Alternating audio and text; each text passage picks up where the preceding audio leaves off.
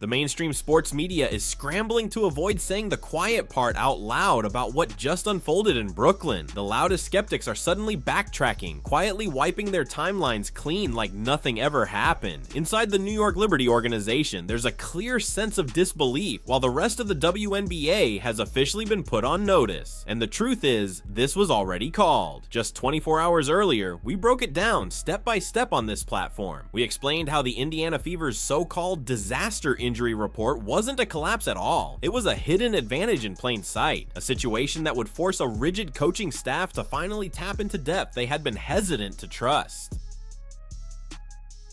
Last night, inside a stunned and almost silent Barclays Center, that prediction came to life. The Indiana Fever took the floor without Aaliyah Boston, without Lexi Hull, without veteran guard Natasha Howard, and without Damiris Dantas. In front of them stood a fully loaded New York Liberty squad, championship core intact, talent stacked across every position, and home crowd energy behind them, and none of it mattered. From the opening stretch to the final buzzer, the Fever controlled the game in a way nobody expected, walking out with a shocking 109-91 statement win over the defending Eastern Conference champions on their own floor. Welcome to WNBA Pro, the home of unfiltered, straight-to-the-point basketball breakdowns. If you're here for polished talking points, safe narratives, or media-friendly spin, this is not that space. Because today we're breaking down what actually happened in New York, the tactical collapse of a supposed elite defense, the expanding impact of Caitlyn Clark's gravitational influence on every possession, the rising confidence of Indiana's supporting cast stepping into larger roles, and the coaching decisions that are now impossible to ignore if this team is serious about a championship push. Start with this. What happened to the Liberty's defense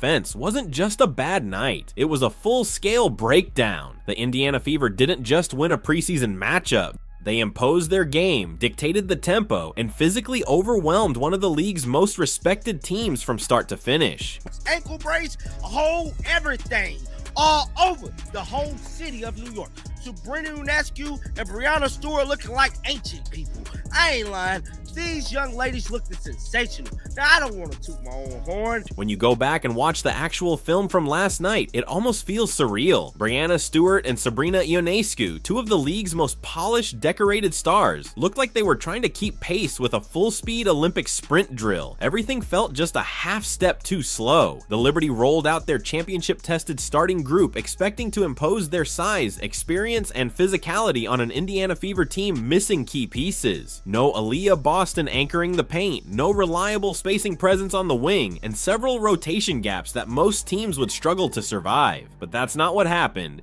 Instead, Indiana flipped the entire script. They pushed tempo relentlessly, attacked the rim without hesitation, and completely disrupted New York with constant pressure and transition, an aggressive, rotating perimeter defense that never allowed the Liberty to settle into rhythm. Now, of course, the surface-level crowd is going to zero in on one thing: Caitlyn Clark's stat line. 17 minutes played, 7 points, 2 for 10 from the field, 1 for 5 from deep, and immediately the rush narrative writes itself for anyone looking to force it, that Clark somehow struggled under the lights of Barclays Center. But that interpretation doesn't survive even basic film review, because what actually happened is far more interesting.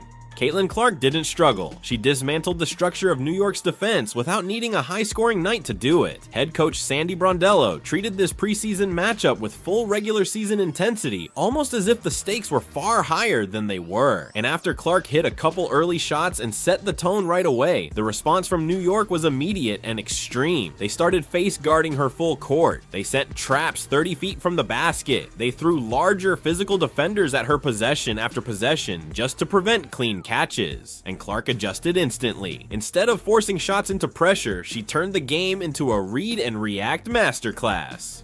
She embraced the attention, drew multiple defenders toward her at all times, and essentially functioned as a moving pressure point that warped New York's entire defensive shape. The result? Simple basketball consequences. She moved the ball into space, triggered quick rotations, and unlocked advantages all over the floor. Indiana's offense started flowing through the gaps her gravity created. Passing lanes opened, driving angles widened, help defense arrived a step too late every time. She finished with 4 assists and 0 turnovers, and that detail matters more than anything else.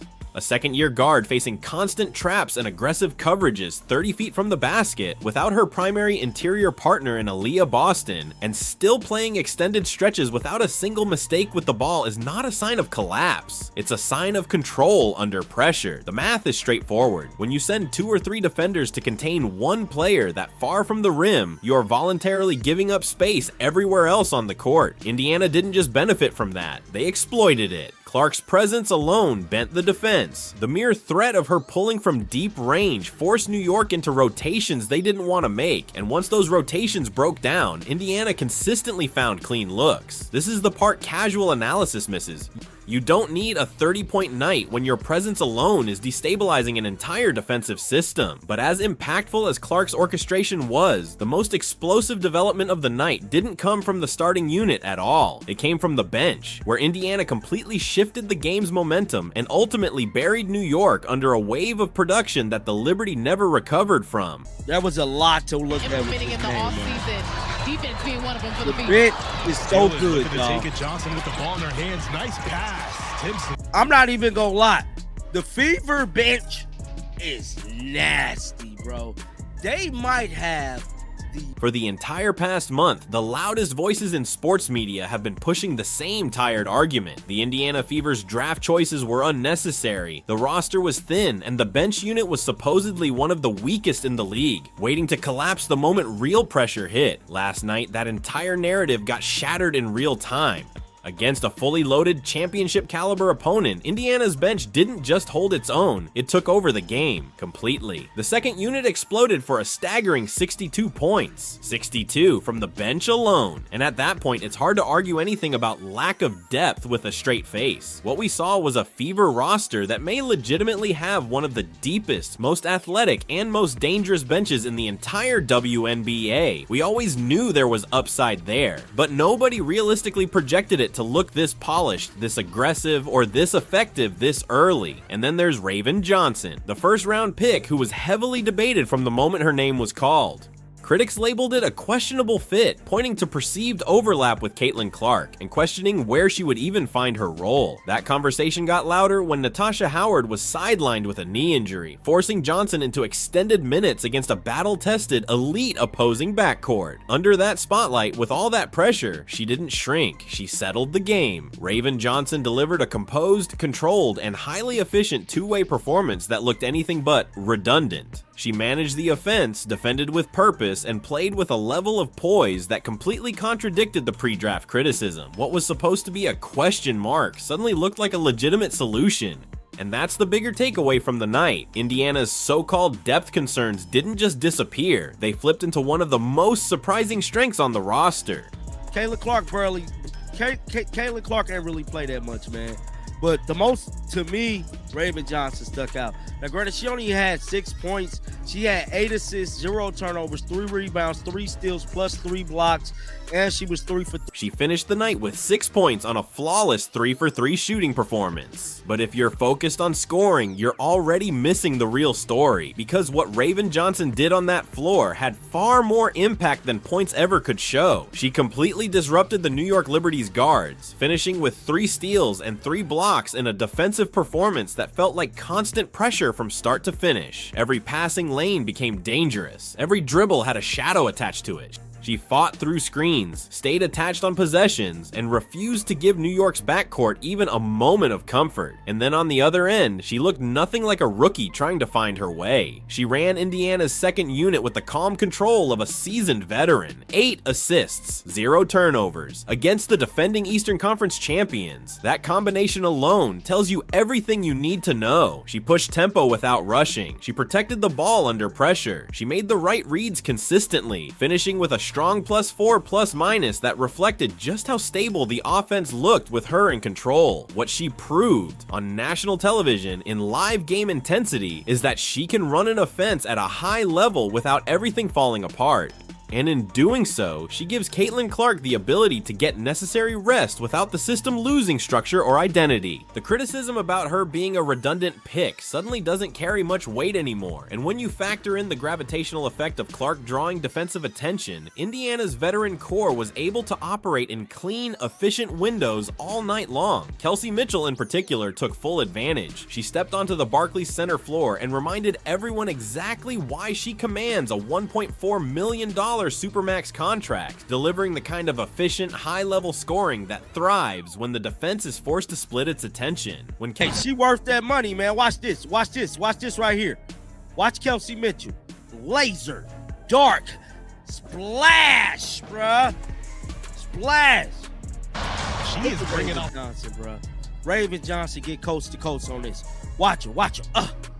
My goodness, Raven looked good, y'all. When Kelsey Mitchell gets the ball in the half court, it's as close to automatic offense as it gets. She logged 17 minutes and delivered a hyper-efficient 18 points, shooting 7 of 12 from the field and knocking down 2 of 3 from deep. Every time she rose up from beyond the arc, it looked clean, quick, and ruthless. Shot after shot landing like clockwork while the Liberty defense stayed locked in on Caitlyn Clark. That's the danger of this Indiana system. You overcommit to one star and someone else makes you pay immediately. Mitchell closed the night with a massive plus 20 while she was on the floor. That's not just efficient scoring, that's control. She operates as the perfect secondary weapon, the kind of explosive guard who punishes any defense that gets even a step too slow in rotation or recovery. And then there's Sophie Cunningham, the physical, no-nonsense enforcer who was thrust into the starting group because of injuries, and responded by playing with edge and confidence from the opening tip. She didn't hesitate to let it fly from the perimeter, spacing the floor and adding a tougher,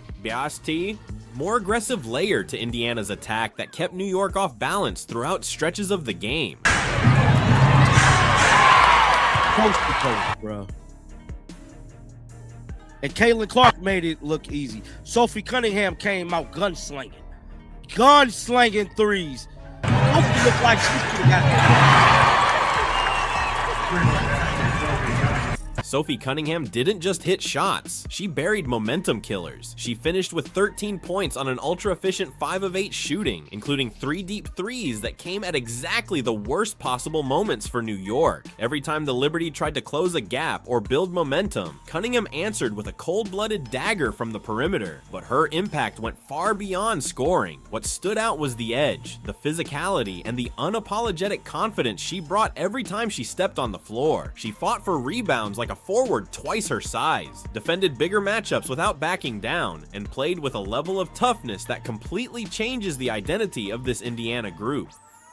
And watching her operate like that raises an obvious question Indiana's front office can't ignore. How did a player this valuable not get locked into a bigger role, a bigger contract, and a longer-term commitment sooner? She's not just a role player, she's the tone setter, the kind of physical, no-frills enforcer this fast-paced, skill-heavy offense needs when games turn into real WNBA battles. Then there's just Josite, and her performance continues to validate everything the scouting reports have been saying. Not long ago, we broke down serious concerns about whether Indiana's front office was considering moving on from the 6'4" wing shooter purely for financial flexibility. We warned that decision would age badly, and last night she made that point impossible to ignore. In just 10 minutes of action, Josite delivered a perfectly efficient impact line, 8 points, 2 of 3 from 3, and a game-high plus 16 plus minus in limited run. That's the definition of instant spacing value. A 6'4" shooter like that forces defenses into panic rotations they simply can't complete in time. Even small windows become automatic advantages. If you're getting that kind of production in just 10 minutes, it's not a depth piece, it's a weapon. And if Indiana's decision makers are still even considering moving on from that kind of efficiency, it would raise serious questions about roster evaluation. But this is where we have to stay honest, because the scoreboard can be misleading. Yes, Indiana dropped 109 points. Yes, the offense looked unstoppable, but the defensive side of the floor told a very different story. Allowing 91 points, even in a win, cannot be brushed aside if this team has real championship ambitions. There were repeated breakdowns, blown coverages on switches, miscommunication on perimeter rotations, and far too many possessions where weak side help never arrived at all. Once New York got past the initial point of attack, the defense often collapsed into scramble mode instead of structure. Monique Billings, in particular, struggled to anchor the interior. With Aaliyah Boston sidelined, the expectation was for her to bring physical presence and stability in the paint. Instead, she was frequently late in rotations, struggled to establish position, and was overpowered in key matchups against aggressive front-court attackers. When your backup big can't protect the rim or stabilize the paint, it exposes a structural issue, not just a bad night. And with a guaranteed contract attached, those concerns become even harder to ignore. Head coach Stephanie White also cannot treat this as just a good offensive game and move on situation. High scoring covers a lot of flaws in April, but it won't in the regular season when scouting reports tighten, shooting dips, and possessions slow down. Defense is what travels when everything else stops working. And right now, Indiana's defensive communication and discipline still need serious tightening. Yes, this team just sent a message to the rest of the league. A depleted roster walked into a hostile environment and still overwhelmed a championship level opponent. That matters. But the deeper truth is this: the offense is already dangerous, the depth is real, and the individual talent is undeniable. But the defensive foundation still has cracks that will decide how far this team can actually go. The preseason narratives are already getting tested against real film, and the season hasn't even officially started yet.